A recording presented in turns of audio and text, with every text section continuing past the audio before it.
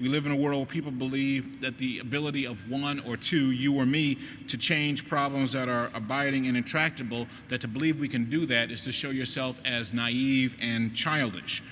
Maybe that's the way they thought back in the 1960s, but we are 11 years into the new millennium.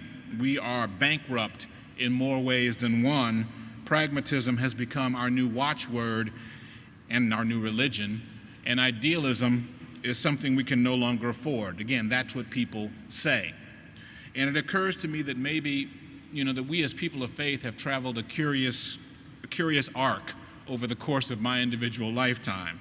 I find it odd to find myself in this world of lowered skies and shrunken expectation.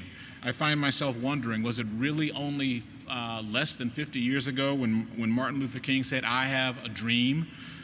Better question, why is it that there is always money enough for war?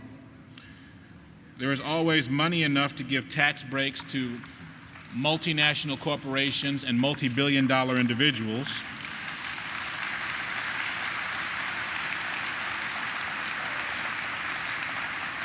But there is never money enough to do anything about providing health care for some child growing up on the underside of the bottom.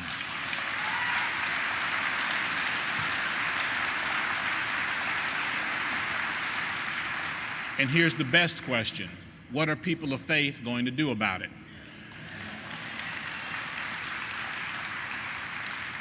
I submit to you that the beginning of an answer comes with having the courage to imagine. And I'm reminded of a saying that we used to have back when I was a kid. Reach for the stars, reach for the moon, you might land among the stars. Now, yes, as a scientific matter, there's something a little bit wrong with that saying, because the stars are way beyond the moon. You get to the moon first, but take it in the sense in which it is meant, that you should always dream impossible dreams, knowing that even if you fail in your original goal, you may yet land and achieve something wondrous. I consider that expression that I grew up with. I consider the life of Dr. King, who did indeed land among the stars of the American experience, and I find myself wondering, when did our imaginations as people of faith become so shrunken and withered? When did pragmatism become an excuse for the failure or the inability or the refusal to dream impossible dreams? When did the children of a God big enough to fill the vastness that you saw on the screens behind me become convinced that they must settle for less? When did it become possible for a Glenn Beck to declare that preaching the social gospel, which for my money is the only gospel worth preaching,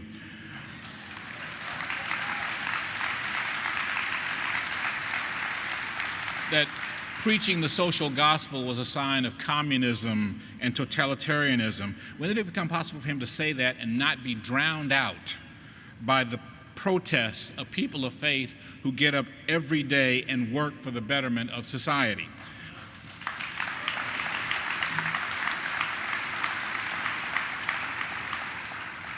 Now, UCC, I recognize that in comparison with some of the other denominations, you are a smaller denomination, and perhaps news cameras do not find you as often as they find the Catholics and the Baptists. But I challenge you to live such that when they do find you, they find you living in authentic faith, a faith of service to humankind.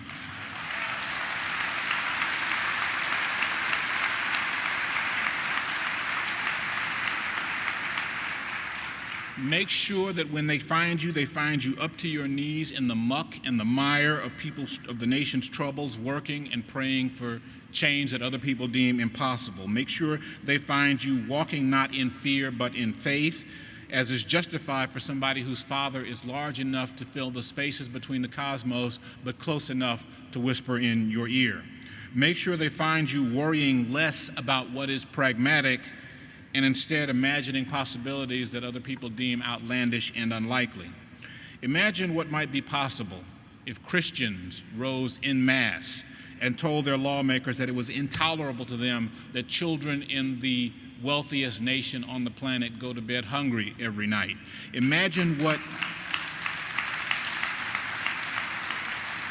Imagine what might happen if Christians proficient in math, science, history, and biology volunteered to tutor failing students in failing schools, and every church on every corner suddenly became an educational park.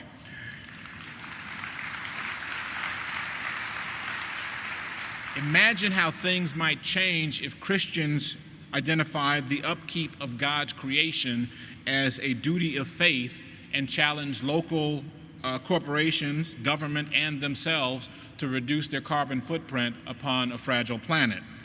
Imagine how lives might be transformed if Christians decided that, you know what, heaven probably will not be separate but equal.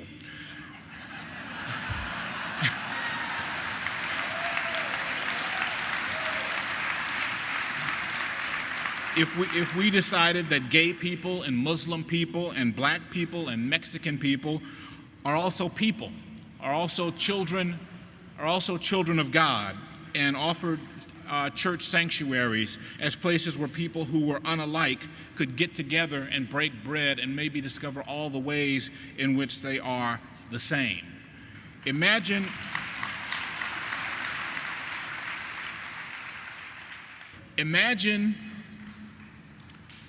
how the pews might be filled to overflowing if Christians were able to say that here is a church that is not just about the 2 hours on Sunday, where indeed those 2 hours are just a pit stop to fill you up for the 166 other hours of the week spent trying to make a difference in a world where too many are weeping and too few care. Imagine how the entire world might be transfigured and transformed if we decided that our daddy has this whole world and the infinity in which it sits in the palm of his hand, and we begin to walk and talk in that sense of power and of purpose. Would we fail? Yes, definitely, certainly. We would fail spectacularly. We would fail repeatedly. We would fail like Reverend Bowers did, dropping murders in the nation's capital by only half. We would fail like Reverend King did, only managing to dismantle a system of oppression that had stood in place for almost a century. We would fail like Theodore Roosevelt failed, only managing to break up the trusts that fixed prices and shackled working men and women to lives of misery. We would fail like Cesar Chavez did, only managing to build a union that bettered the lives of men and women who toiled under an unforgiving sun and picked the grapes that the rest of us were able to snack on at our leisure. We would fail like Marva Collins did, only managing to produce scholars who were fluent in the language of Plato, Chaucer, and Pythagoras out of children, black and poor and from the inner city, that others had given up on as uneducable. None of those people that I named managed to achieve everything that they dreamt or that they imagined. All of them managed to fail, yet all of them managed to leave the world changed in profound and significant ways. Let us fail like them. Let us fail gloriously. Let us fail fearlessly, because only when you are prepared to fail fearlessly is there any hope of any kind of success.